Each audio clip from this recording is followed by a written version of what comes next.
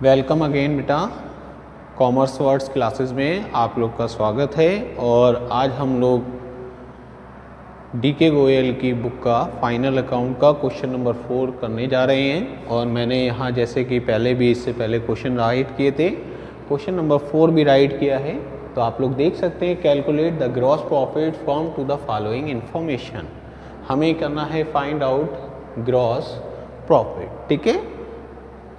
Purchase 6,80,000, return outward 30,000, carriage inward 20,000, carriage outward 15,000, wages 50,000 और 3/4 of the good are sold for 6 lakh. ठीक है। अब हमें क्या निकालना है बेटा? ग्रॉस प्रॉफिट निकालना है। अब सबसे बड़ी प्रॉब्लम कि हमें ग्रॉस प्रॉफिट निकालना है। अब आप लोग कहो कि सर वो तो जो मेथड आपने पहले लगा रखा था, जैसे हम लोग ट्रेडिंग अकाउंट बनाया करते थे, हम उसके ज़रिए निकालने नहीं। तो बेटा मैंने इससे पहले वाले वीडियो में आप लोगों को कॉस्ट ऑफ गुड्स सोल्ड और ग्रॉस प्रॉफिट निकालने का फॉर्मूला बताया था, जो मैं अब भी बता रहा हूँ कि ग्रॉस प्रॉफिट निकालने का एक फॉर्मूला होता है। ठीक है। जो आप लोगों ने क्लास 8th में सीखा था कि प्रॉफिट निकालने का फॉर्मूला होता है SP माइनस CP, है ना। यानी कि जो भी सेलिंग प्राइस है उसमें से कॉस्ट प्राइस माइनस कर दो, आप लोगों का क्या निकल आएगा? प्रॉफिट निकल आएगा। तो हमें वही चीज़ फाइंड आउट करनी है, ग्रॉस प्रॉफिट। ठीक है। तो ग्रॉस प्रॉफिट हम निकाल रहे हैं, तो हमारे पास में क्या होगी बेटा?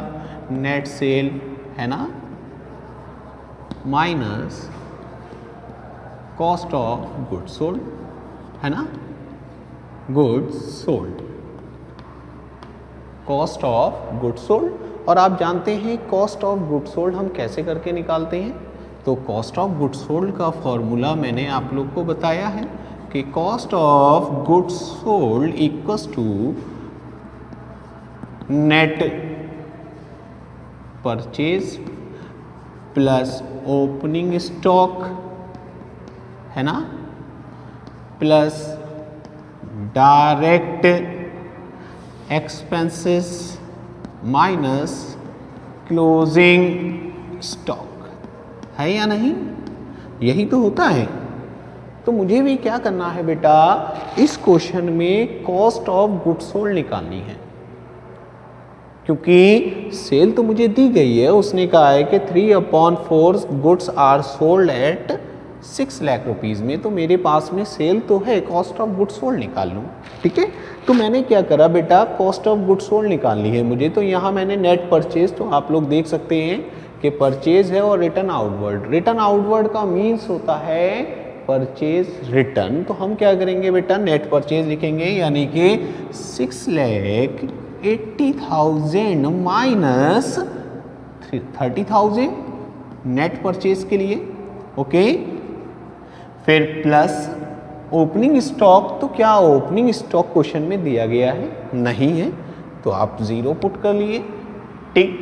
उसके बाद डायरेक्ट एक्सपेंसेस। तो यहाँ देखिए बेटा, डायरेक्ट एक्सपेंसेस में कैरिज इनवर्ड आपको दिया गया है और कैरिज आउटवर्ड, लेकिन carriage outward is related to the indirect expenses, तो हम ये नहीं लेंगे।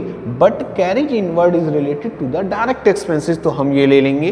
तो डायरेक्ट एक्सपेंसेस में 20,000, है ना, माइनस क्लोजिंग स्टॉक। तो क्या क्लोजिंग स्टॉक कहीं दिया गया है? नहीं दिया गया। लेकिन एक चीज और, यहां पर वेजेस भी दी गई है, तो वेजेस भी हमारा क्या है? डायरेक्ट एक्सपेंसेस है। तो हम ये भी डायरेक्ट एक्सपेंसेस में ही नोट कर देंगे। प्लस कितने? 50,000।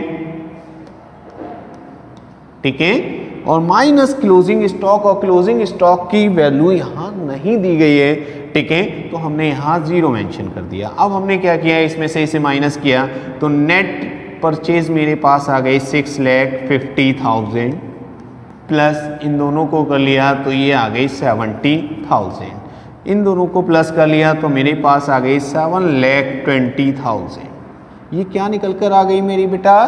Cost of goods sold. लेकिन ये जो कॉस्ट ऑफ गुड्स सोल्ड है, क्या मैंने सारी वैल्यू सेल कर दी है? जो भी सेल की है, आप लोग यहाँ सेंटेंस से देखिए, वो कह रहा है कि 3/4 गुड्स सोल्ड किया गया, यानी कि हमने जो भी गुड्स परचेज किया था, जो 7,20,000 का गुड्स परचेज किया था, वो पूरा सेल नहीं किया है, इसका केवल 75% सेल किया गया है। यानी कि हम ये कह सकते हैं 3/4 सेल किया गया है। तो भाई 3/4 की कॉस्ट कितनी होगी? तो हम क्या निकाल दे रहे हैं? कॉस्ट वैल्यू ऑफ 3/4 गुड्स है या नहीं? तो 7,20,000 इंटू 3/4, और हमने इसको क्या किया, इससे माइनस कर लिया, यानी कि 4 से करेंगे तो ये 4 1 जा 4 और यहाँ रिमेनिंग रह जाएंगे 3 32 8 या यस बेटा 18,000, यानी कि 1,80,000, और 1,80,000 की हम इससे मल्टीप्लाई कर लेंगे तो 18 3 जा 5,40,000। ये मेरी क्या निकल कर आ जाएगी? Cost of goods sold. कितनी गुड्स की? 3/4 गुड्स की। पूरे की नहीं निकाली है क्योंकि यहाँ पर पूरे की सेल नहीं दी गई थी। हमने क्या करा, यहाँ तक फुल वैल्यू निकाल दी, यानी कि सारे गुड्स की कॉस्ट ऑफ गुड्स सोल्ड निकाल दी थी, ठीक है। बट हमने क्या करा, 3/4 की कॉस्ट ऑफ गुड्स सोल्ड निकाली, तो 3/4 की कॉस्ट ऑफ गुड्स सोल्ड कितनी आई? 5,40,000। अब आपके पास इजी हो गया बेटा कि 3/4 गुड्स की कॉस्ट ऑफ गुड्स सोल्ड आ गई हमारी 5,40,000 और 3/4 गुड्स की सेल्स आ गई 6 लाख। अब हमें क्या करना है बेटा? ग्रॉस प्रॉफिट निकालना है। तो हमने मेंशन किया ग्रॉस प्रॉफिट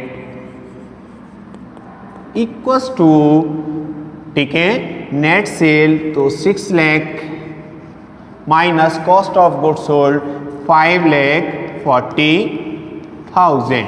इसमें से हम क्या करेंगे, 6 लाख में से 5,40,000 माइनस कर देंगे तो 60,000 इज द ग्रॉस प्रॉफिट, ठीक है। तो ग्रॉस प्रॉफिट हमारा कितना निकल कर आएगा? 60,000।